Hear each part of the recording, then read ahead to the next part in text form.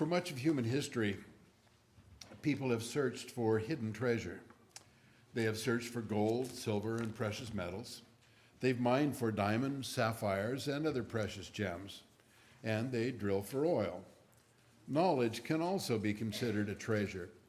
People's search for knowledge has brought many improvements in our way of life and advancements in medicine, technology, understanding the earth and the universe, and many other areas. People's desire to know God has also had an immeasurable impact on our lives.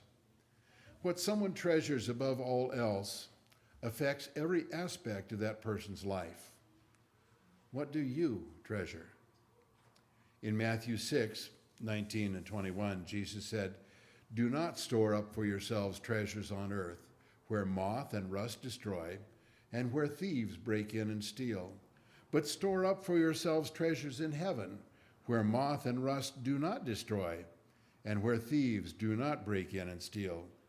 For where your treasure is, there your heart will be also."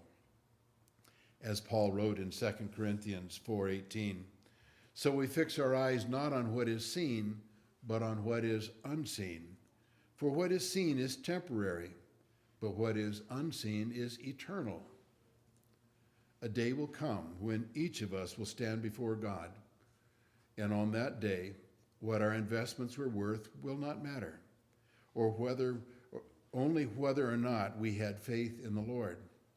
On that day, we will discover that the words of Proverbs 11:4 are true. It says, "Wealth is worthless on the day of judgment, but righteousness delivers from death." In 1 Timothy 6:17, Paul wrote, "Command those who are rich in this present world not to be arrogant, nor to put their hope in wealth, which is so uncertain, but to put their hope in God." That fits well with Psalm 49, beginning with verse 10, which says, For all can see that wise men die, the foolish and the senseless alike perish, and leave their wealth to others." Another aspect of considering faith in God to be a treasure is contained in 2 Corinthians 5:1. "Now we know that if the earthly tent we live in is destroyed, we have a building from God, an eternal house in heaven, not built by human hands." Putting your faith is the way you store up treasures in heaven, as Jesus mentioned in Matthew 6:20 that I just read. It is my opinion that wealth in itself is not bad. However, putting your hope in wealth above faith in God will have eternal consequences. The benefit of treasuring a relationship with the Lord over material possessions also has immediate benefits. Proverbs 15:16 tells us, "Better a small amount of material possessions with respect and reverence of the Lord than great wealth with turmoil." One thing is true: no amount of financial resources is enough to get you into heaven. And that always leaves a person with the turmoil of uncertainty, which demonstrates the truth of the proverb that it is better to be content with what you have, knowing that you are secure with your faith in God. I have known people who have accumulated considerable wealth who are still anxious about not having enough. I have also known many people who were not wealthy and yet at peace because their faith was in God, demonstrating the truth of that proverb. God's promises are a treasure, hidden to those who do not know them, but also hidden to those who don't put faith in them.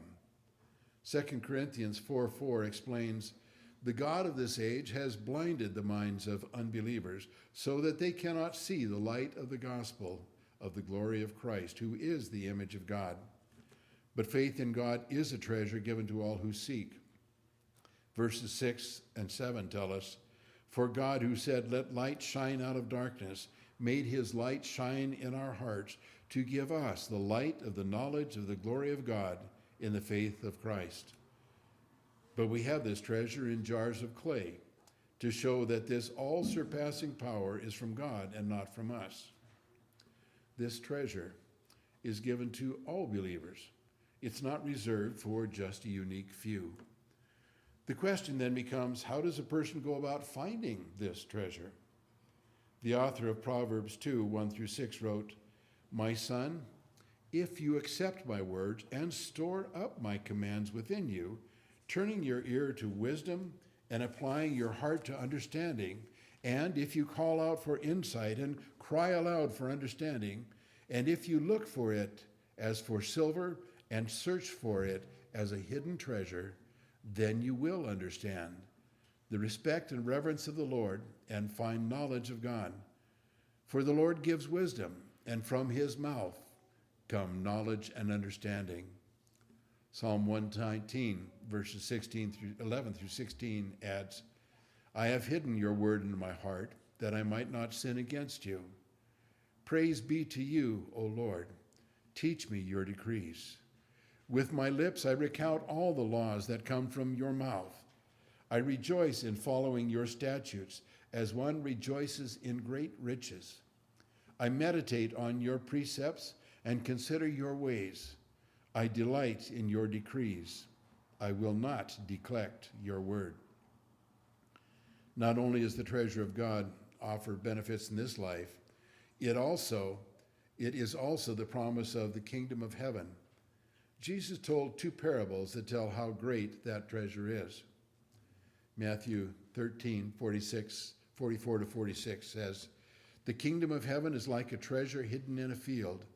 When a man found it, he hid it again, and then in his joy, he went and sold all he had and bought that field. Again, the kingdom of heaven is like a merchant looking for fine pearls. When he found one of great value, he went away and sold everything he had and bought it." In these two parables, Jesus is saying that when a person truly understands what of value the kingdom of heaven is, they would treasure it above all else. What is your treasure?